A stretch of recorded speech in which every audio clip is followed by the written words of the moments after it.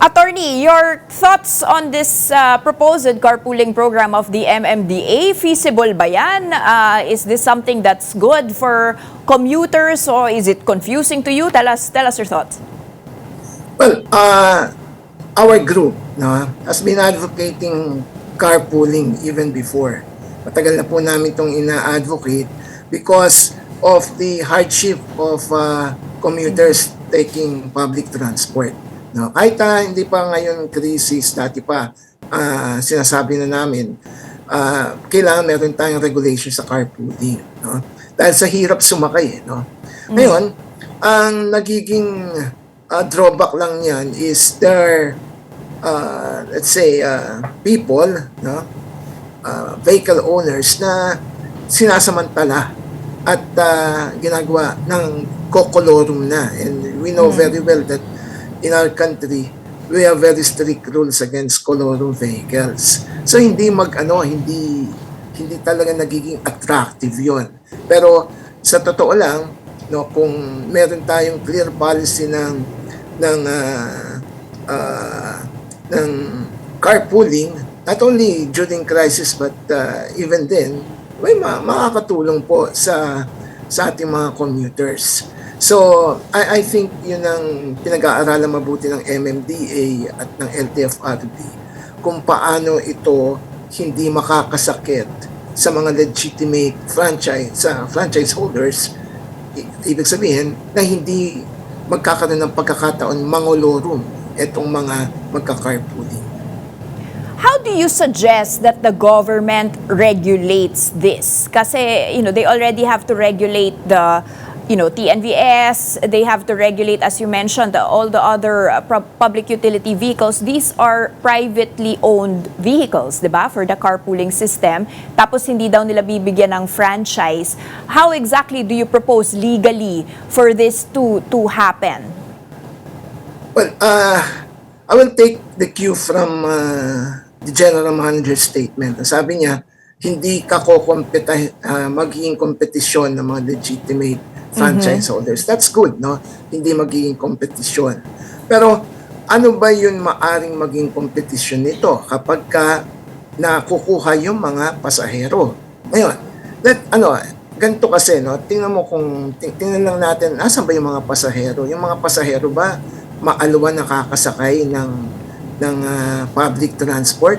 How many minutes do they wait, no? Para makasakay, 'di ba? So, hindi natin pwedeng alisin yung option itong mga commuters kung maaari naman pala silang makisabay dito sa mga may sasakyan nilang kaklase or kaopisina, 'di ba? So, I don't see the competition there, no? Ang nakikita ko doon is option ng pasahero yon na bakit pa ako maghihintay ng ganun katagal? Ang hirap sumakay samantalang pwede akong makisabay dito. At maari naman pag nakisabay ako dito, mas maaluan, makakabawas din ng oras para sa akin. So, doon sa point na yon, how can we regulate that? Yun ang isang tanong. So, correct. Siguro, if we could suggest, yun sinasabi na point to point dapat, kunyari, o dito meron pick up point, no? Sino yung mga pasahero at pupunta sa isang lugar. Kunyari, so mga 10 sila, sabihin nga 10 sila na living in one area.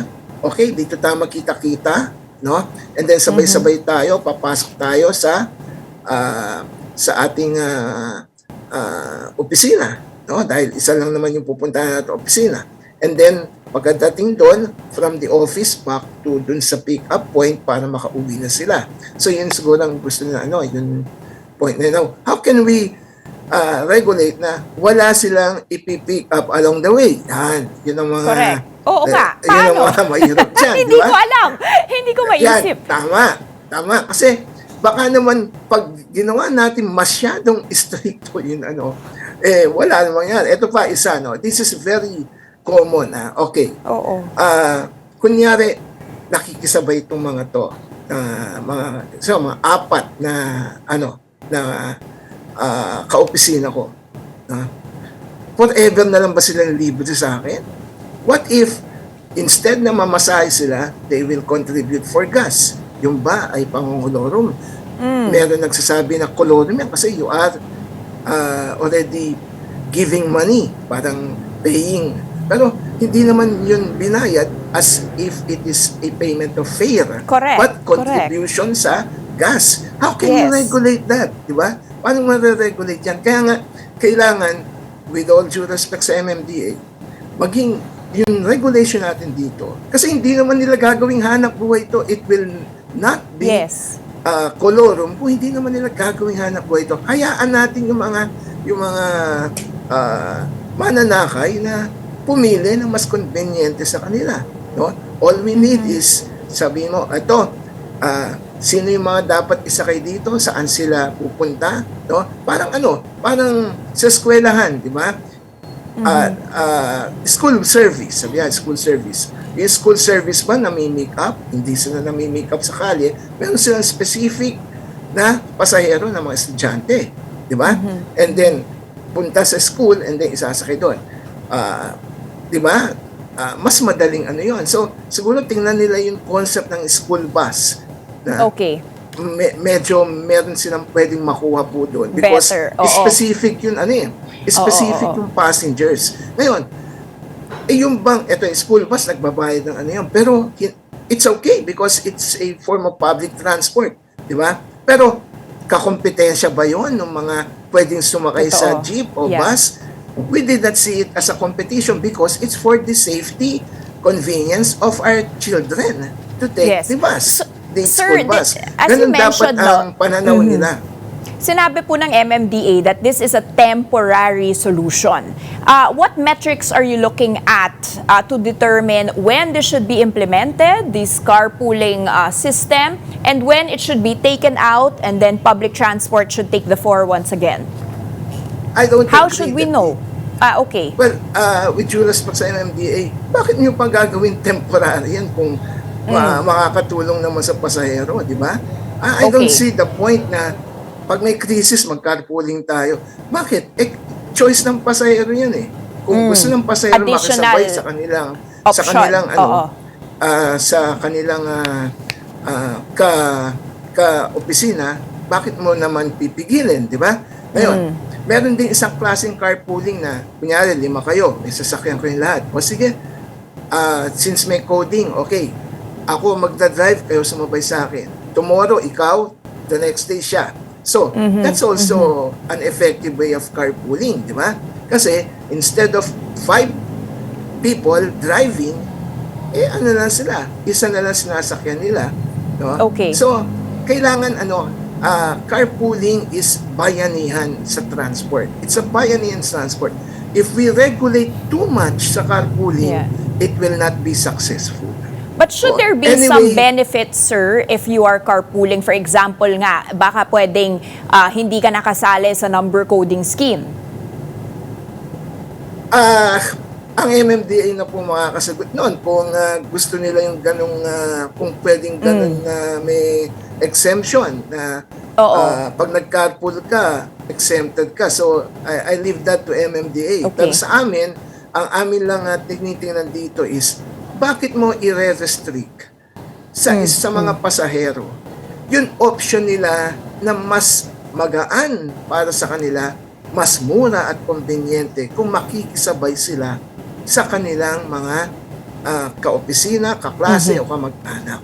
Now, if we will have kumbaga, katulad ng sabi, point-to-point tayo, how can you regulate the point-to-point ng carpooling? Paano? Medyo mahirap. I'm sorry, but I do not know how, no? Baka meron silang ganung naiisip. Pero sa amin, carpooling, wag natin gawing temporary, no? Gawin nating gawin nating permanente yan, no? Basta as MMDA said, hindi magiging competition sa public transport, sa legitimate. At hindi naman magiging competition yun, no? Kung yung public transport natin, magaan sumakay, di ba? Correct. Kaya nga, Sir, what nagiging about other... competition kung talagang mahirap sumakay, bakit ka naman, kunya, gigising ako ng alas 4 ng umaga para makasakay ng bus dun sa SM Fairview. No? Samantalang mayroon akong kapitbahay na dun din pupunta sa office ko, bakit hindi na lang ako sa kanya makikisabay at gigising ako ng alas 6? Sir, what other transport solutions are you posing or proposing right now? Nakakita tayo ng iba't ibang solutions right now, band-aid solutions. For example, Mayor Isko Moreno in the city of Manila has this 1,000 minimum take-home pay for jeepneys. He put aside a fund for that. Ano pa pong magagawa sa ngayon to help also consumers, and also what's the compromise between the commuter groups and the transport groups when it comes to the fare hikes? Kasi syempre, the transport groups are complaining, diba? They need higher fares just to cover their take-home pay, and then the commuters are complaining na hindi nila kayang bayaran tong fares. Yung pong kanina, no, before my turn, there was an economist that was stating this, na sabi, we must at least mabigyan natin ng mas maraming yun mga drivers, no. Yun ang ginawa ng Manila. Ang tawag po diyan is service contracting. It's not really new, no. Yung dating administrasyon nagkaroon ng service contracting yung panahon po ng pandemya. So, ano ibig sabihin nun? The government is paying para hindi na makabiyahe, no? Para bang binabayaran ng pamahalaan o sinasabi sila sa pamahalaan yung pasahe sa public transport, no? So, okay yan, maganda yan. Pero hanggang kailan? No? Hanggang kailan masusustain yan? Diba? Baka hindi masustain yan. So, babalik tayo dun sa petition nila for provisional fare increase. So, ang sinabi naman ng ating mga public transport, if the excise tax and the VAT in petroleum products will be removed, then we will no longer need yun fair increase. Yun ang ano nila. That's interesting, yeah. Again, bahala po si Presidente dyan dahil meron na siyang powers, no? Binigyan na siya ng Kongreso, pinag-aaralan nila yan, no? Kung maaring ma-hold yan. Pero sa tingin po ng grupo namin, inevitable po yung pagtaas ng pasahe talaga. Okay. No? All right. It will come, sabi natin, we are just delaying the inevitable. Talagang dadating yun because hindi lang kasi yung gasolina ang titingnan natin. Spare parts, etc. etc. Ang dami pong gastos ng public transport, hindi lang yung karga ng crew.